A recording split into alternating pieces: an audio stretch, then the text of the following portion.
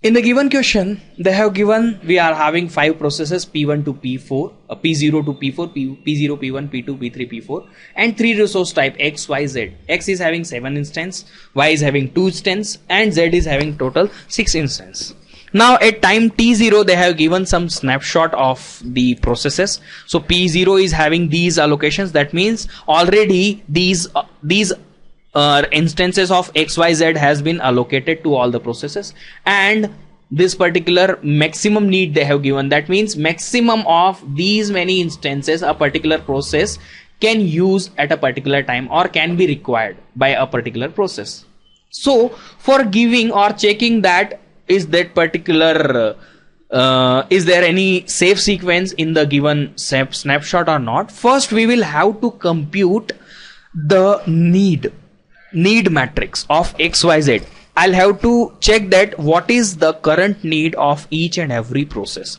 So it will be dependent on maximum and allocation, and the formula for need will be what is the maximum need is there minus what is the allocated. It's a simple thing that if I totally need 5 different resources, and right now I am having 1 resource, that means need is equal to 4. So the need matrix I'll have to calculate first. So the need matrix will be need for X, Y, Z of all the processes P0, P1, P2, P3 and P4. So for P0 need is equal to 0, 0, 0, just because maximum for Y is 1 and allocation is already 1. For P1 it will be 4 minus 2, 2, 0 minus 0, 0, 2 minus 0 is 2.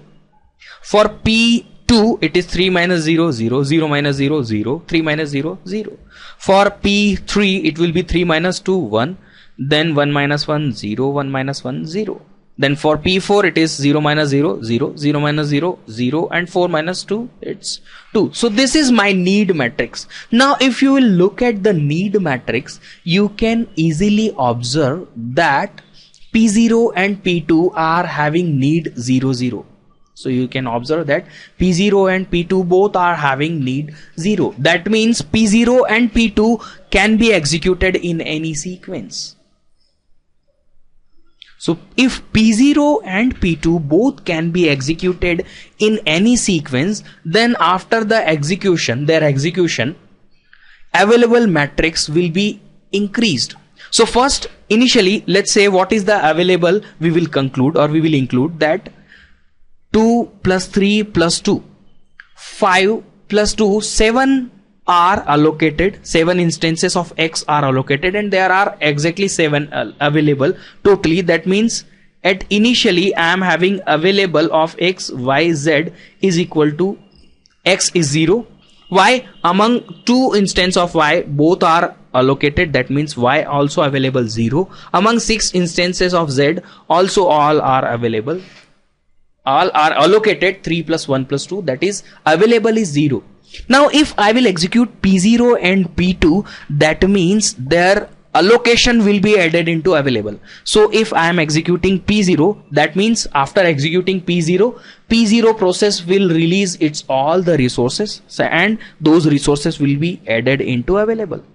After P2 I'll be having allocation or available will be the allocation of P2 will be added into this available, that is 3, 1, 3. And you can see that within 3, 1, 3 you can execute all the processes. All the processes means P3 also, P1 also and P4 also. So sequence A and B in which P0, P2 are in starting in any sequence, it is okay, no problem at all.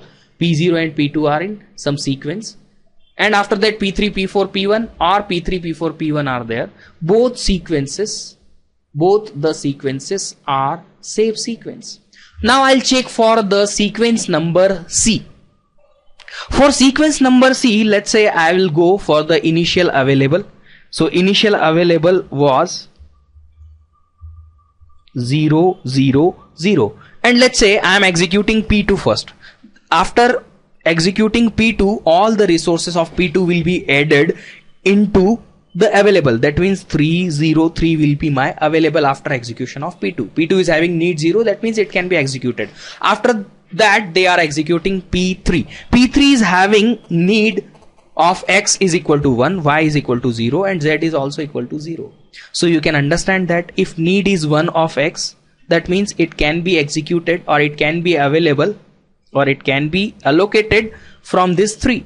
So it will be available to P3, and after that P3 will be executed.